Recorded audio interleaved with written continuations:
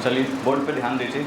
कल के क्लास में हम चर्चा कर रहे थे पृथ्वी पे दो प्रकार की काल्पनिक रेखाएं हैं, जिसमें से एक है अक्षांश रेखा और दूसरी है देशांतर रेखा।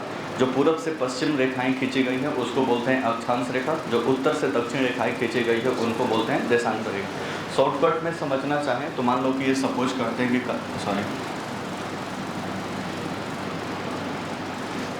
सपोज करते हैं कि ये आपका पृथ्वी है, पृथ्वी तो ये पूर्व से पश्चिम जो रेखाएं खींची गई है इसको हम बोलते हैं अक्षांश रेखा, और उत्तरी ध्रुव से दक्षिणी ध्रुव को मिलाते वाली जो रेखा खींची गई है उसको हम बोलते हैं देशांतर रेखा। कल के चर्चा में भी चालू हुआ था, केवल अक्षांश रेखा के बारे में हम डिस्कस कर रहे थे कि अक्षांश रेखा क्या होता है। तो कल के हम क्लास में बताए थे कि अक्षांश रेखा क्या होता है। तो सबसे पहले पृथ्वी के बीचों बीच से एक लाइन खींचा गया है जिसको माना गया है 0 डिग्री अक्षांश रेखा, और इसको विषुवत रेखा या भूमध्य रेखा या इक्वेटर के नाम से भी जाना जाता है। अब इसी विषुवत रेखा को आधार मानते हुए इसके केंद्र से प्रत्येक कुछ डिग्री पर यहाँ पे कुछ ऐसे करके कुछ बिंदु 1 डिग्री 2 डिग्री करके लास्ट कहाँ तक 90 डिग्री तक। तो ये जो कोणीय दूरी है, कोणीय दूरी 1 डिग्री 2 डिग्री 90 डिग्री तक, इसको बोलते हैं हम अक्षांश। जब दूसरे साइड में इधर भी खींच लेंगे 1 डिग्री 2 डिग्री सब, और ये दो अक्षांशों को मिलाने वाली जो यहाँ पे रेखा ड्रॉ करेंगे उसको हम क्या बोलते हैं अक्षांश रेखा। कल के क्लास में भी डिस्कस हुआ था कि अक्षांश टोटल लैटिट्यूड की बात करें तो एक 0 डिग्री वाला है, 0 डिग्री वाला विषुवत रेखा।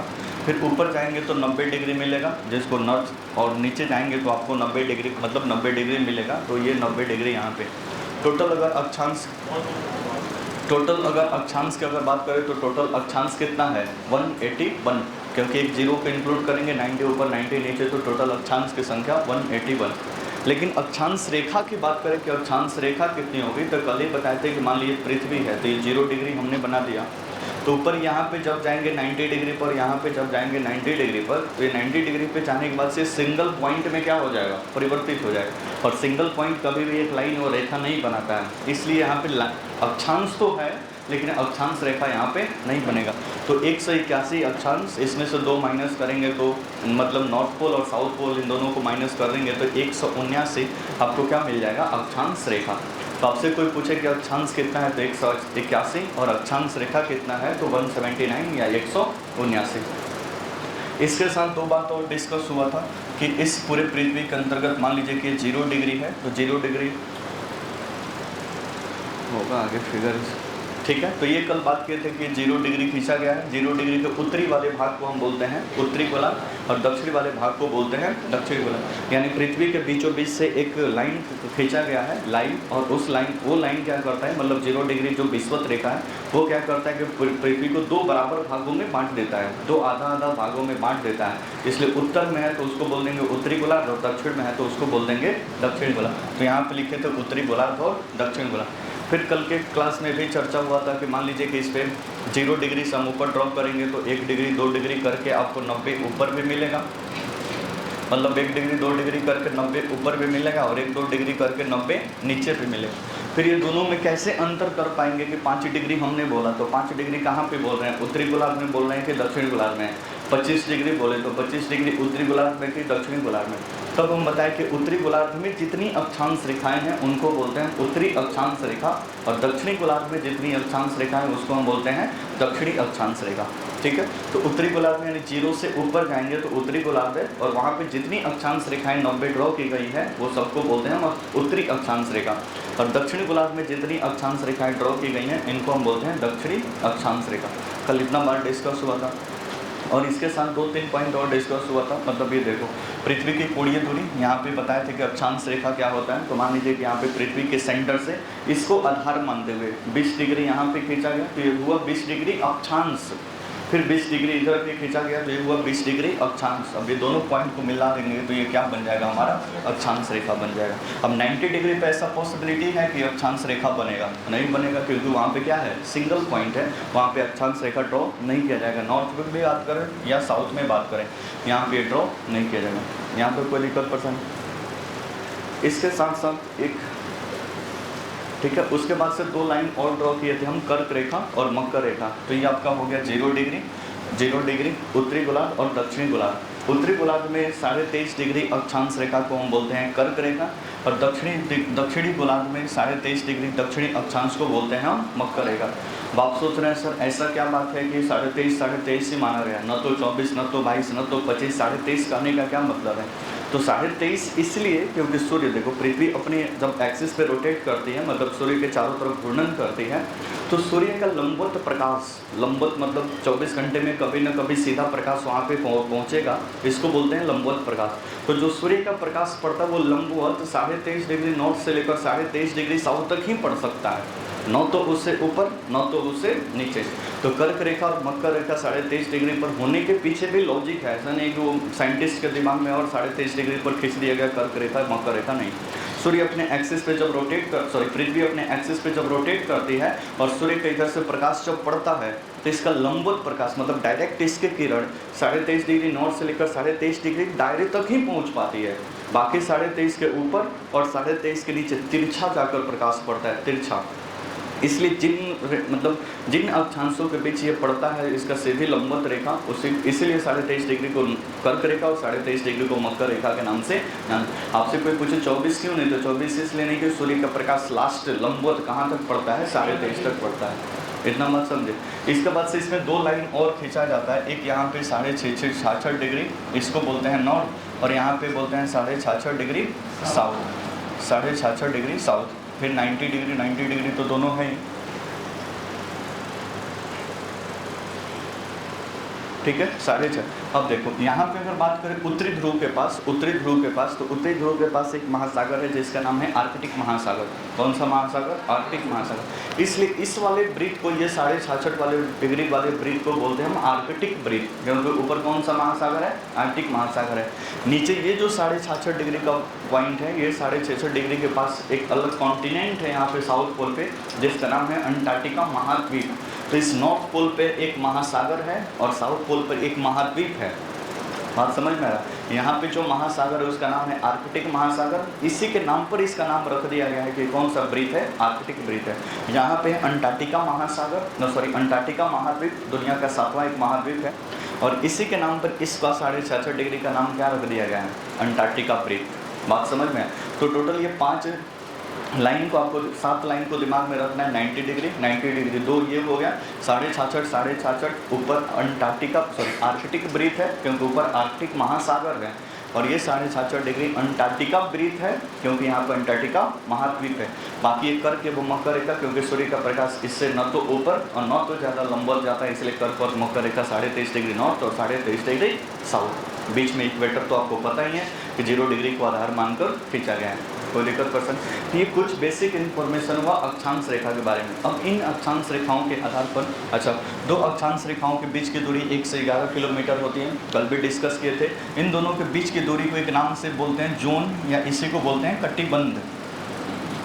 कटिबंध या जोन, इसको क्या करते हैं बोलते हैं, ठीक है, अक्षांश रेखा मुख्य 2 अक्षांश रेखाओं के बीच की दूरी को। अब इसकी बात करें कि अक्षांश रेखाओं के आधार पर ही पूरे पृथ्वी पे के टेम्परेचर पर डिस्ट्रीब्यूशन किया गया है, मतलब वो कहाँ पे गर्मी है, कहाँ पे ज़्यादा जाड़ा है, कहाँ पे मतलब कहाँ पे टेम्परेचर ज़्यादा और कहाँ पे टेम्परेचर कम है, इसका निर्धारण भी इसी के आधार पर किया गया है। जैसे ये 0 डिग्री आपका विषुवत रेखा, यहाँ पे आपको दिख रहा है विषुवत रेखा, ये 5-6 पॉइंट पहले समझ लेते हैं। 0 डिग्री है विषुवत रेखा, फिर ये 23.5 डिग्री कौन सा? मकर रेखा, 23.5 डिग्री कर्क रेखा, यहाँ पे लिखा हुआ है। फिर ये 66 डिग्री अंटार्कटिक ब्रीथ है या अंटार्कटिका ब्रीथ है, क्योंकि यहाँ पे कौन सा महाद्वीप है? अंटार्कटिका महाद्वीप है। ऊपर जाएंगे तो आर्कटिक ब्रीथ है, क्योंकि यहाँ पे कौन सा महासागर है? आर्कटिक महासागर है। इतना बात समझ में आया? ये 5-6 लाइन समझ गए। अब इधर मान लीजिए कि है सूर्य। अब सूर्य का प्रकाश जब पृथ्वी पे पहुँचेगा तो कहाँ पे टेम्परेचर ज़्यादा होगा, कहाँ पे टेम्परेचर कम होगा, इसके बारे में अभी क्या कर रहे हैं, सोच रहे हैं। कोई दिक्कत पड़ रहा है? नेक्स्ट। अच्छा, अब यहाँ पे बना है पृथ्वी बड़ा और सूर्य बना है छोटा, तो इसका ये मतलब नहीं कि पृथ्वी सूर्य से बड़ा है, फिगर में बड़ा छोटा बना हुआ है, बहुत बड़ा है सूर्य पृथ्वी से। बात समझ में आ रहा है ना? तो यहाँ पे छोटा समझने का दिमाग में उल्टा मत दिमाग लगा दीजिएगा कि सूर्य सर छोटा बना दिए। छोटा नहीं बनाया, बोर्ड के हिसाब से बनाए, नहीं तो दूसरा को बोर्ड लगवाना पड़ेगा डबल सूर्य बनाने के लिए। बोलो बोर्ड पर देखिए। अब ये सूर्य का प्रकाश निकलेगा, सूर्य का प्रकाश, तो सिंपल सा लॉजिक है भाई। मान लीजिए कि यहाँ पे आग जल रहा है, यहाँ पे तो यहाँ पे फ्रंट पे जो व्यक्ति बैठा होगा उसको सबसे ज़्यादा तापमान मिलेगा, बोलो ना जी उसमें, मतलब जो सबसे सामने होगा, मतलब आगे का प्रभाव जहाँ पे सबसे सामने मिलेगा वहाँ पे टेम्परेचर क्या होगा ज़्यादा। लेकिन वहाँ पे कोई बैठा हुआ है तिरछा और वहाँ पे कोई बैठा हुआ है तिरछा, तो आगे का प्रभाव उधर भी मिलेगा लेकिन उसको टेम्परेचर कम मिलेगा। अभी वो जाकर बैठ गया बंजारी मोड़ पे, तो प्रकाश मिलेगा उसको नहीं मिलेगा, वापस यहाँ पे आना पड़ेगा। तो जहाँ पे सूर्य के प्रकाश लंबवत पड़ेगा वहाँ पे तापमान क्या होगा ज़्यादा, और जहाँ पे सूर्य का प्रकाश लंबवत नहीं मिलेगा वहाँ मतलब तिरछा पड़ेगा वहाँ पे तापमान क्या होगा कम। कोई दिक्कत परेशानी। हालांकि ये सब आगे क्लाइमेटोलॉजी के टॉपिक में और डिटेल में कि ऊपर जाने से नीचे जाने से तापमान कहाँ पे बढ़ता है कहाँ पे घटता है, ये सब क्लाइमेटोलॉजी का टॉपिक है। फिलहाल इतना समझिए कि मान लीजिए कि यहाँ 0 डिग्री इक्वेटर, यहाँ पर 24/7 यहाँ पर मतलब इक्वेटर के ऊपर 365 दिन यानी पूरे साल भर सूर्य का प्रकाश कभी ना कभी यहाँ पे लंबवत क्या होता है पड़ता है, इसलिए सबसे ज़्यादा तापमान कहाँ पे पाया जाता है इक्वेटर के ऊपर। हालांकि जब हम क्लाइमेटोलॉजी पढ़ेंगे तो पढ़ेंगे कि यद्यपि यहाँ पे पड़ता है लेकिन यहाँ पे रेनफॉल भी डेली बेसिस पे होता है, वर्षा संवहनीय वर्षा यहाँ पे लगातार होती है। तो संवहनीय वर्षा लगातार होने के कारण यहाँ के टेम्परेचर को थोड़ा सा डाउन कर दिया जाता है। तो कहने का मतलब सूर्य का प्रकाश तो तेज पड़ता है लेकिन अगर सबसे ज़्यादा तापमान की बात करें तो 20-22 डिग्री के आसपास दिखाई देता है, वो क्लाइमेटोलॉजी के टॉपिक में समझेंगे। फिलहाल इतना समझिए कि इस इक्वेटर के पास सबसे ज़्यादा तापमान की क्या होती है, सूर्य के प्रकाश की सर्वाधिक प्राप्ति होती है। अब जैसे जैसे ऊपर जाएंगे यानी उत्तरी ध्रुव की तरफ जाएँ या फिर जैसे जैसे नीचे जाएंगे दक्षिण ध्रुव की तरफ जाएँ, ऊपर जाएंगे तब भी तापमान बढ़ेगा कि घटेगा, घटेगा क्योंकि सूर्य का प्रकाश क्या पड़ रहा है तिरछा पड़ रहा है। नीचे जाएंगे तब भी सूर्य का प्रकाश घटेगा क्योंकि सूर्य का प्रकाश यहाँ सूर्य का लाइट यहाँ पे भी क्या पड़ रहा है तिरछा पड़ रहा है। जस्ट लाइक वही एग्जांपल चिपका कर आप देख लीजिए, जो तिरछा बैठा होगा उसको सूर्य का प्रकाश क्या होगा कम पड़ेगा। बोलो ना जैसे ठंडी वाला बात याद कर लीजिए, जब आग बैठ के तापते हो भाई जो पास बैठा है उसको तापमान क्या होगा ज़्यादा, जो दूर बैठा होगा उसको क्या करता है कम। बात समझ में।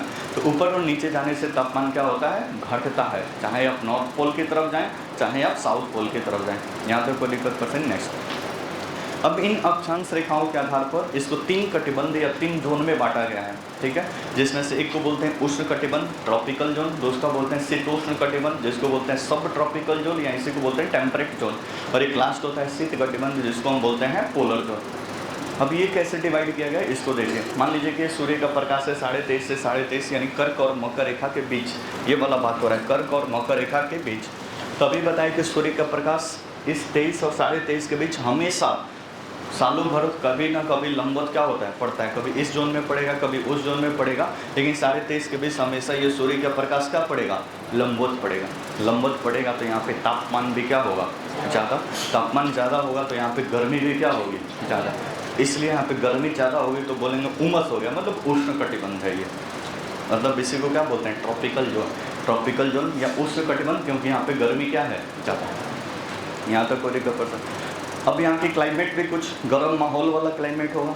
अभी इस स्थान में जो लोग पाए जाएंगे, लोग तो धूप में 10 दिन रह के देखिए तो पता चल जाएगा कि कैसा मतलब हो जाएगा।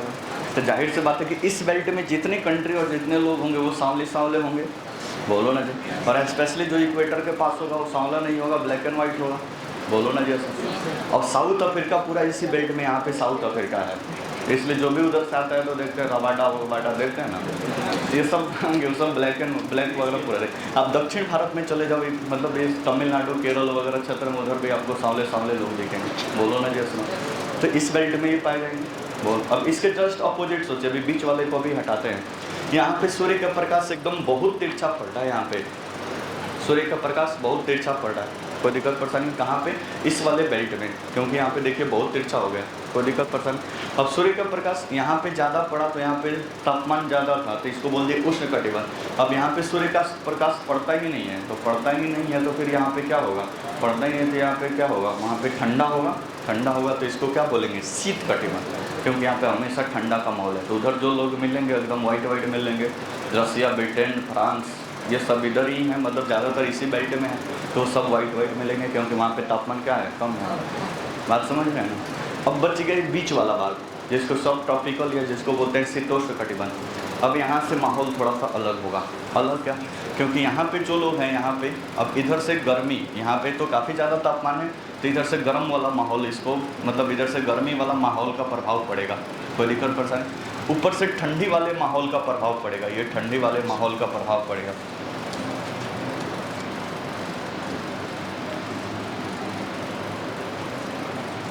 इधर से ठंडी वाले माहौल का प्रभाव पड़ेगा इधर से।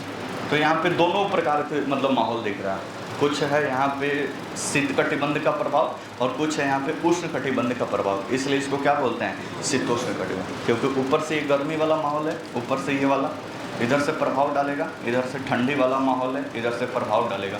इसी बीच वाला इस क्षेत्र को क्या बोलते हैं, शीतोष्ण कटिबंध, जहाँ पे शीत भी है और उष्ण भी है, शीत भी है और उष्ण भी है, तो दोनों का प्रभाव यहाँ पे देखने को मिल जाएगा। तो इसलिए इसको क्या नाम दिया जाता है, शीतोष्ण कटिबंध। इस तरह से लैटिट्यूड या अक्षांश रेखा के आधार पे ये 3 प्रकार से डिवीजन किया गया है, उष्ण कटिबंध, फिर शीतोष्ण कटिबंध और एक है शीत कटिबंध। कहने का मतलब ये 23.5 डिग्री नॉर्थ से लेकर 23.5 डिग्री के बीच को बोलते हैं उष्ण कटिबंध, 23.5 से 66.5 के बीच को क्या बोलते हैं, शीतोष्ण कटिबंध, और 66.5 से लेकर 90 डिग्री के बीच के एरिया को क्या बोलते हैं, शीत कटिबंध। इतना बात समझे। तो लैटिट्यूड समझ गए, कर्क रेखा, मकर रेखा, आर्कटिक वृत्त, अंटार्कटिका वृत्त, ये 5 लाइन समझ गए। उसके बाद से कर्क रेखा के ही आधार पे अलग अलग टेम्परेचर जोन डिवाइड किया गया है, उसको भी समझ गए कि कहाँ पे उष्ण कटिबंध है, कहाँ पे समशीतोष्ण कटिबंध है और कहाँ पे शीत कटिबंध। अच्छा, ये जो समशीतोष्ण है उसको समशीतोष्ण भी बोल दिया जाता है, दोनों बात क्या है, एक समान है। यहाँ पे कोई दिक्कत परेशानी, ठीक है, आगे लिखिए, बंद करो, बंद करो।